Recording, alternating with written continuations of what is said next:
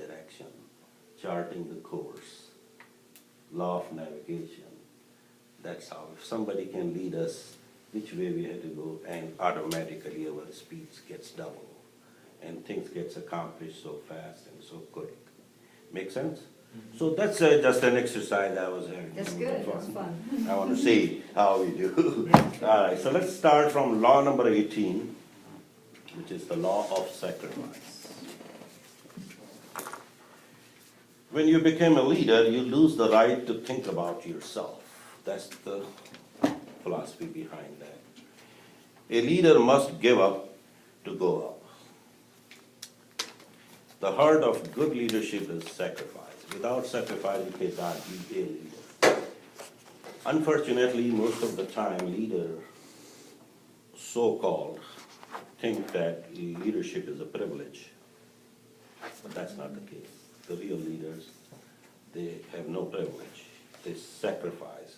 And more they go up, bigger the sacrifices they have to give.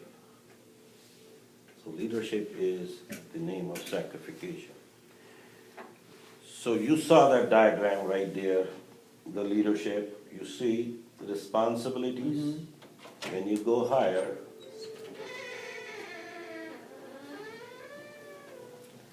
responsibilities gets more and more and more. And rights gets lower down.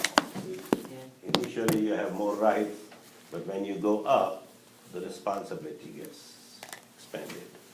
So to be a good leader, you have to be the best sacrification mentality, and you have to sacrifice more. And it never stops. Law of sacrification tells you there is always a toll booth to pay the price, to go through this. There is once you deposit some money, you go to the next, there is another toll booth. And you have to pay again. And it goes on and on, and it's an ongoing process. It can never stop. There is, for a leader, there is no any sign of stoppage of sacrification. You have to sacrifice all the time. When you go higher, more the responsibilities, more the sacrification will be. And that's how the cost of, nowadays, if you go through, if you become a, whatever, in profession-wise, you have to pay cost. You have to pay the price to become whatever expert you want to be. So better you become, more the price you pay. Like cost of education. You want to be a master or PhD, how much price it costs? Versus a guy who's having no education, is a high school dropout. It doesn't cost him anything to get dropped. So better you go, more you pay. So,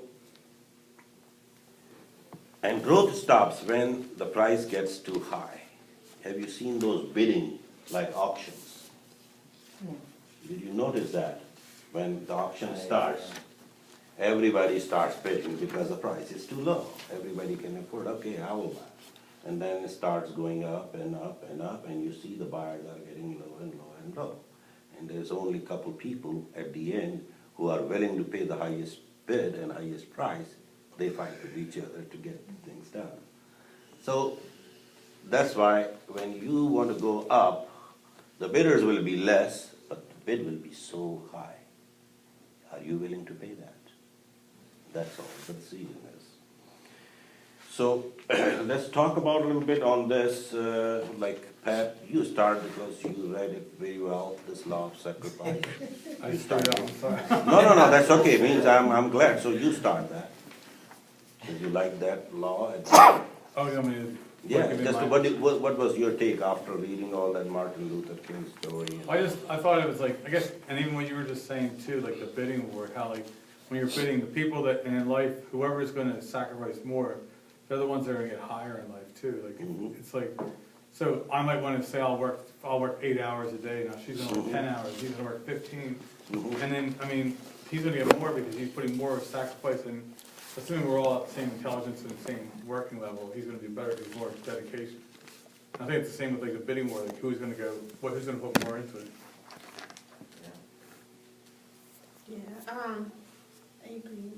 And they also had that out of like all the laws I was reading, I wasn't prepared for this one because everything seems to be so achievable till you hit the sacrifice, and it's like, am I ready for sacrifice though? I'd rather do all other parts to become a leader. Yeah, the fun ones, right? But I wasn't prepared to sacrifice because it's always like it's about time. Yes. You want to be a good leader, but do you want to put all the time into that, or you want to have a life too? So it's kind of constant balancing of what you want versus what's best for you. Yeah, I agree. I mean, the toughest thing I always battle with, because I'm in sales, is like, you know, I want to make a lot of money, and, you know, I've been successful, but then, to get to that extra level, I mean, I got like 10x. I got even 10x that if I want to get to like 200 or 300, you know, so do I really want to work the 10, 12 hours a day, work Saturdays, you know, do I want to put all that time and effort to get there? And that's what most of these people do. For instance, like, you know, at my job, I recruit people for plant, you know, manufacturing companies. And at the, just at one level, like there's a plant manager who runs the whole thing. The plant manager's there mostly 7 days a week, working like 8-10-hour days, you know, 12 hour, he would know, and, you know, they're normally making the most money at the plant level, but they're sacrificing a lot of time with their family, a lot of alone time, you know. It's a lot of sacrifice, so it really is. It's tough. You want to make money, it ain't no easy way. You got to really put the effort in, time and effort. Let me talk to you after this meeting. Yeah, right. Yeah. Like Alina, I'm not a big fan of sacrifice. When I saw this, I went, what? Whoa. I'm not sure I want to sacrifice anything. And I get what I'm left with after reading it. The example that they gave is one of the greatest men of all time. And you have to have a passion for what you're doing in order to sacrifice. I can't see making a move where I'm sacrificing family or income or location, any of those things, unless it's something I'm extremely passionate about. And for me, that's what it would take in order to sacrifice.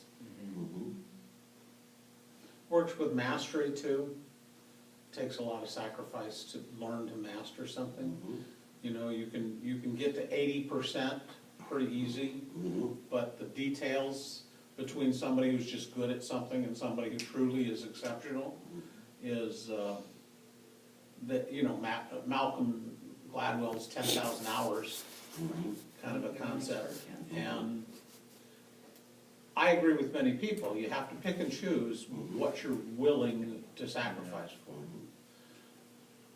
I think it's interesting how there are a lot of people that got called into roles in a new organization, Trump administration, that had to give up leading large organizations that they'd worked their whole life to get to lead, that have to do things like give up a lot of their personal investments and stuff, but the country calls. And you begin to wonder, am I big enough? That if something came to me, or as was the case with John Maxwell, when he felt the calling to become with Equip and this whole leadership around the world thing, he had to give up his role as being a pastor of a church. No, like he gave an example of Condoleezza Rice. That was great. Yeah. Yeah, great example. Yeah, that was a great example. I think at every moment we're always sacrificing something. Economics has a beautiful concept of opportunity cost. For example, right now we have chosen to take this time to invest it into this mastermind, and the sacrifice we've made is the same time we could have been doing something else. We saw that this had the greater return on the time we invest here than if we were doing something else in the same time. So sacrifice, I believe, is in everything necessary to sacrifice all that you are for what you can become.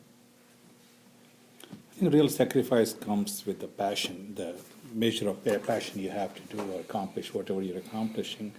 But to make it sound and make it more workable, you have to draw a line where it should not become diminishing return on that sacrifice, that like you said. It should reach to a point where you have to stop, to see the measure it is benefiting or it's going to hurt me, or all the efforts are going to be worthwhile. But sacrifice definitely required. I always think for sacrifice, what are like the top 5 things that are probably going to get most sacrificed, or sacrificed the fastest? When are they going to get sacrificed? So for me, it's like opportunity costs. Taking this leadership goal versus maybe spending more time with my family, or doing a hobby, or also just working on a business. Something inside a business, but maybe not in such a leadership role, maybe more of a kind of like a lonely writer role or something like that. So it's kind of balancing. Probably family life for me would be a big one. Possible money, and also probably just being able to write. To leadership a lot of times is dialogue based more than writing based. I can give you my example, and I have a very strong example of myself on this law of sacrifice. When I came in this country in 1994, my background was medicine. It was a long process to get my license, to pursue that. I didn't have that much time. And I have 2 young kids. So I was exploring my options to do something. And I ran into the network marketing group, like you were talking earlier, Amway. And I didn't know what the network marketing was and what the Amway was. I was just approached by people, hey, you want to start your own business and this and that. And I said, oh yeah, I was looking. So anyway, well, that was my experience. But then I got into the sales because of them.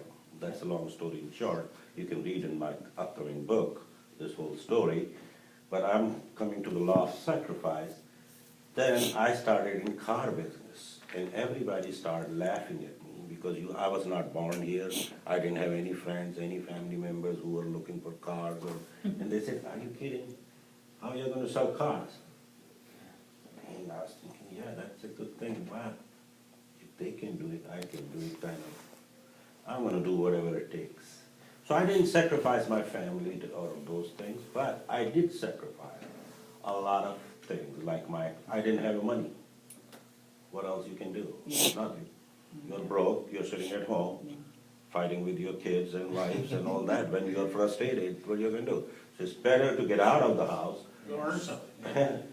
And everybody used to go 5 days a week at work and, car business. And I was in a Lincoln Mercury dealership. Think about that.